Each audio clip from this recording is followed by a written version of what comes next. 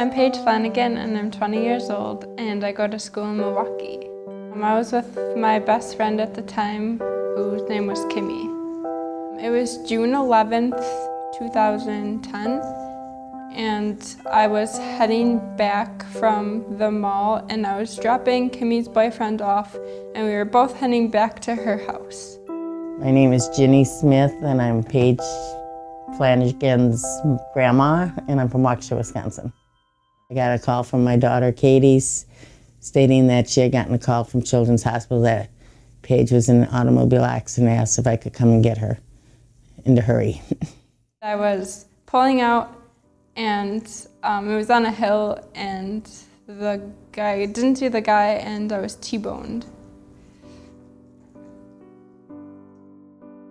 When we got there, we weren't allowed to see her because there were approximately, I believe, 19 doctors working on her at that point. No one was allowed to see her. We were just all in a waiting room, just waiting for time to pass. And they'd come out and give us messages like, she's, losing a lot of blood. She's bleeding from almost every organ, probably but the heart. That she had already gone through 8 pints of blood and it just keeps pouring out of her. And it had to be about 4 o'clock in the morning. The accident happened about 10. She was at the hospital like in no time. That she'd probably have to have a surgery to remove her spleen. And if that happened, she would probably die on the operating table, but they would do everything possible. If her blood count didn't go up, it needed to be up. Your blood count is usually approximately a 35. Hers was down to an 8. If her blood count didn't go up, that's when they would have to perform the surgery. I said, no, I think God will take care of this. And the nurse says, well, I'm glad you're optimistic. And she goes, and that should happen. I'll bring back the biggest sign stating it's okay. Well, about 4 o'clock, she said they were going to do another blood thing at 4:30. That the parents come back at 5:15, and then they'd go from there. I asked her how long it took before the blood, and she said about a half an hour. So we're thinking, okay, they'll be back before they came and got the parents. So we're all sitting there just wondering, okay, now what happens? Because they didn't come back and tell us no more. And I'm like, wow, it's been like 5:15, 5:30. It's like, we don't know no more, Well, all of a sudden the nurse come walking in and said, I couldn't find a piece of cardboard to tell you her numbers went up, so she don't have to have surgery.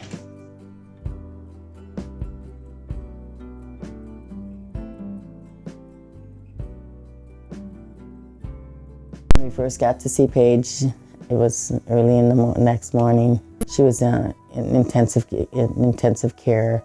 She had a bolt to the brain to stop all the swelling. She was intubated. She was all wired up, machines all over the place. She looked she looked very good for a person in her condition, but she had everything. She had broken ribs and she had a chest tube put in to stop the blood from going into her lungs. I think I was in a coma for 2 or 3 weeks. My friends and family helped me through the process, and my mom was probably like my biggest supporter because she stayed in the hospital while I was there the whole time.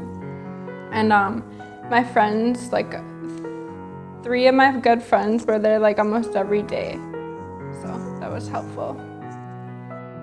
I think my greatest strength in overcoming all of my injuries was just like being so patient about it and like learning how to walk. That was a process. I decided to go into art therapy because I was introduced to it in Children's Hospital, even though it was for a brief moment in time. I couldn't really use my hands or anything yet, so I didn't really do it very much in Children's.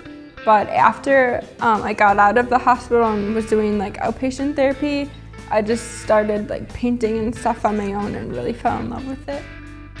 The mediums in art therapy can range like to anything basically. I mean, you can use traditional things like paint and oil pastels or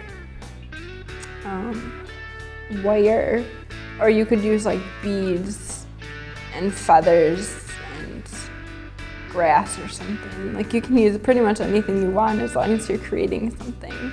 For a while, art therapy was the only way I could get my anger out. Like it just helped me channel my anger. I didn't paint or draw anything especially like sensitive, or like pertaining to the trauma, but it just helped me channel my energy and anxiety and stuff.